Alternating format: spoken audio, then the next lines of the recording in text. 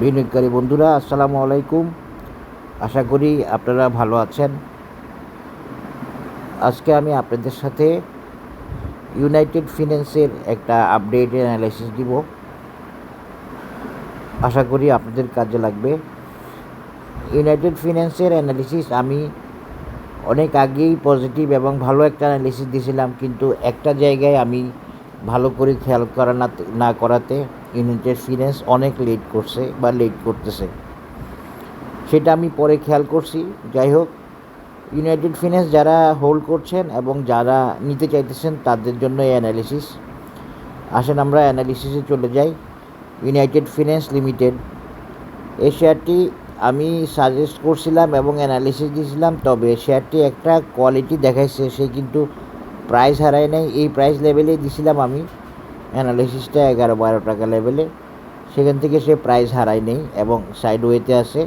Sideway থাকা মানে আসলে টাইম কারেকশান বলতে পারেন। তো ওই কারেকশান শেষ করতে করতে এখনও অনেক দিন সময় নিছে, তবে এখন আবার দেখা যাচ্ছে শেয়ারটি বুলিশ হয়ে গতকাল বাই সিগন্যাল দিয়ে উপরে উঠে আসছে এবং গ্রিন ক্লাউডের উপরে বুলিশ অবস্থায় আছে। তানকেনসেন এবং কুজেনসেনে বাই সিগন্যাল আছে, আপিস আছে, ফিউচার ক্লাউডও গ্রিন আছে, উঠে আসতেছে। এবং দেখেন শেয়ারটি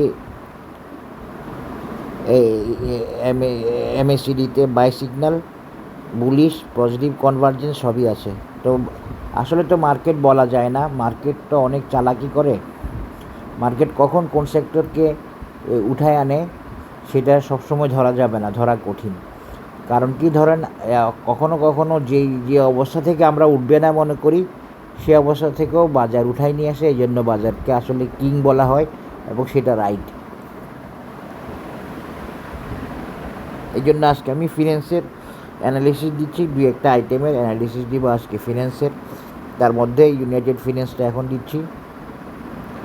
তো ডে চার্টে মোটামুটিভাবে বেশ ভালো অবস্থায় আছে। তো একটু দেখেন, একটু উইকলি দেখব। উইকলি তো ভালো অবস্থায় আছে, বাই সিগন্যালে আছে, তবে বুলিশ হয়নি। শেয়ারটা আসলে মূলত টাইম কারেকশান আছে, তার বেসিক্যালি তার টাইম কারেকশান এখন যেভাবে মুভ করতেছে সেভাবে যদি মুভ করে, সেভাবে যদি স্লো থাকে, তাহলে তার টাইম কারেকশান শেষ হতে আরও 1 থেকে 2 মাস লাগার ব্যাপার আছে। কিন্তু আমি বলে রাখি, বিষয়টা আপনারা বোঝার চেষ্টা করবেন।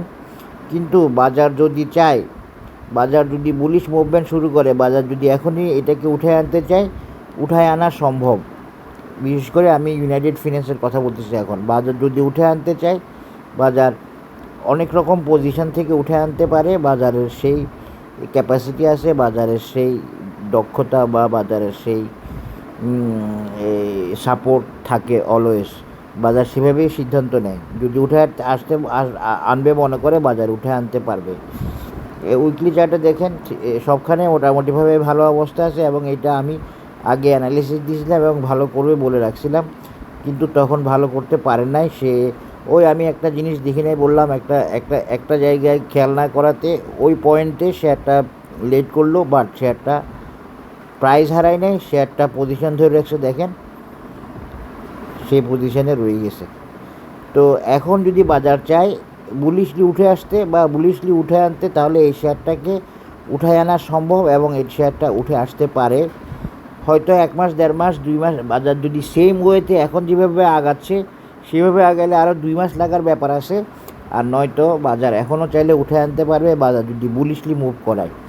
আর যদি বাজার এখন উঠাই না আনে, তাহলে এই শেয়ারটির রেজিস্ট্যান্স হবে, রেজিস্ট্যান্স থাকবে। এখন যে উঠে আসতেছে এটার রেজিস্ট্যান্স থাকবে এই লেভেলটা, এই 14 টাকা 70 পয়সা, নয়তো এই রেজিস্ট্যান্সটা, এই দুইটার মধ্যে ওর রেজিস্ট্যান্স থাকবে।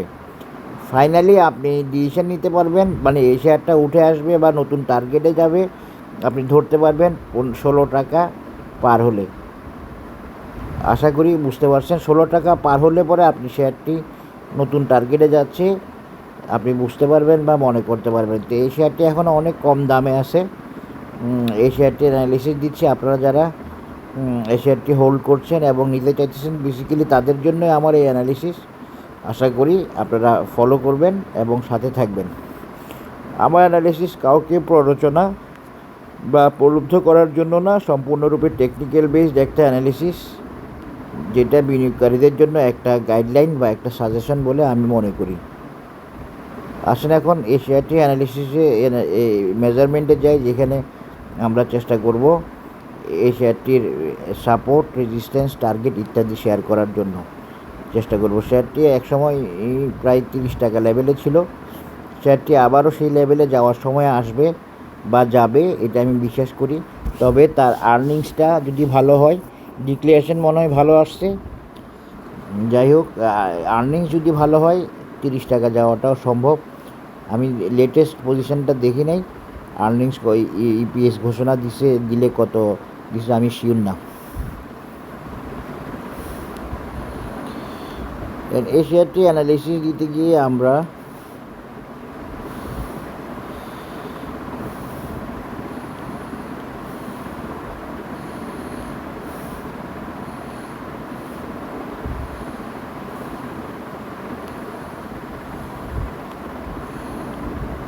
এর রিট্রেসমেন্টটা দেখবো ফাইনালি। আর কোনো ওয়ে আমার কাছে নাই, যে ওয়েটা আছে আমি সেটাই দেখতেছি। রিট্রেসমেন্ট হয়েছে 0.786 লেভেল পর্যন্ত। তাহলে এই ক্ষেত্রে আমরা এর এক্সটেনশনটা আমরা এইভাবে দিব, আমরা এইভাবেই দিব।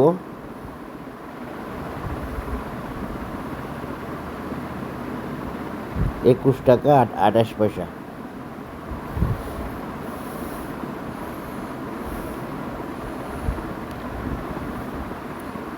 আশা করি বুঝতে পেরেছেন, $21.28। আর যদি আমরা এখানে দিই তাহলে $20.60। $20.60 হচ্ছে $21.28, রিজনেবল হবে এটা, কারণ 61-এর চেয়ে নিচে এই জন্য।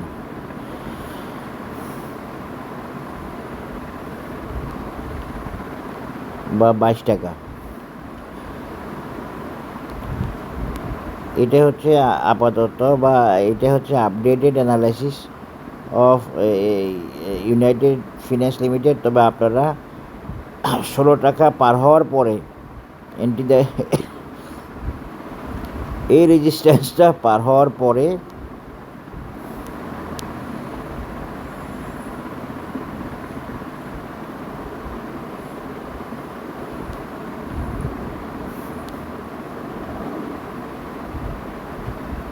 এই রেজিস্ট্যান্সটা পার হওয়ার পরে একটু কারেকশান আসছে 21 টাকা।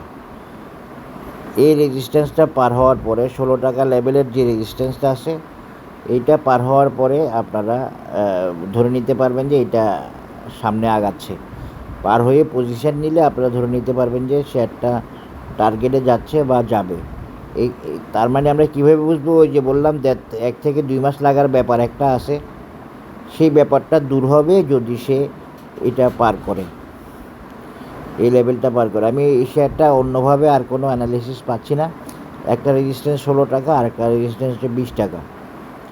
এটা হলো শর্ট টার্ম রেজিস্ট্যান্স ইউনাইটেড ফিন্যান্সের। হ্যাঁ, এই যে এই লেভেলটা,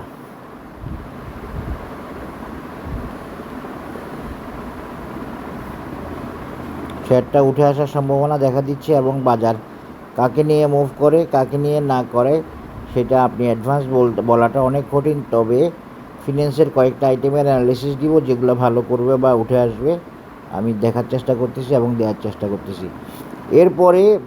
এরপরে রেজিস্ট্যান্স এটাও কিন্তু ভ্যালিড আছে, এটাও ভ্যালিড থাকবে এই পরবর্তী রেজিস্ট্যান্স হিসাবে। এই যে 29 টাকা লেভেল, এই যে 29 টাকা লেভেল, এই যে এখানে দেখেন, এখানেও মিলে গেছে 29 টাকা লেভেল, যেটা ইউনাইটেড ফিন্যান্সের পরবর্তী রেজিস্ট্যান্স। এরপরেও থাকবে, কিন্তু আমরা এখন আর এতগুলো দিচ্ছি না। এখন মূলত আপনারা 21 টাকা এবং 16 টাকা, এই দুইটা রেজিস্ট্যান্স ধরে ট্রেড করবেন। আশা করি বুঝতে পেরেছেন। এটা ইউনাইটেড ফিন্যান্স অনেক দিন ধরে পজিশন ধরে রাখছে, হারাই নাই, একটু নামলেও আবার উঠে আসছে, এইভাবে আগাচ্ছে। এখন একটা রেজিস্ট্যান্স পার করছে, এই রেজিস্ট্যান্সের নিচে আসে এখন। তো এই রেজিস্ট্যান্সটা হচ্ছে কত? 13 টাকা 30 পয়সা, এই 13 টাকা 30 পয়সাটা পার হতে হবে প্রথমে, তারপরে 16 টাকা পার হতে হবে। 16 টাকা পার হয়ে যদি সে পজিশন নেয়, সাপোর্ট পায়, তাহলে মানে নিচে নেমে না আসে, তাহলে আপনারা 21 টাকা পর্যন্ত এই শেয়ারটির টার্গেট থাকবে এবং সেখানে যাওয়ার জন্য সে অনেক দিন থেকে অপেক্ষায় আছে। শুধু 21 টাকা না, এই শেয়ারটির ক্ষেত্রে 29 টাকার রেজিস্ট্যান্সটাও ভ্যালিড থাকবে লং টার্মে। লং টার্মটা অবশ্য বেশি দিনের হবে না, এটা মনে রাখবেন, লং টার্মটা বেশি দিনের হবে না। এই মান্থলি চার্টে এটা এভাবে দেখা যাচ্ছে, তার আরও টার্গেট আসছে পরবর্তীতে। যাই হোক, সেটা এখন বাদ দিলাম, উইকলি দিয়ে দেখিয়ে শেষ করতেছি। উইকলি, এইটা হচ্ছে উইকলি চার্ট। দেখেন এই পয়েন্ট ওকে, এই পয়েন্ট ওকে।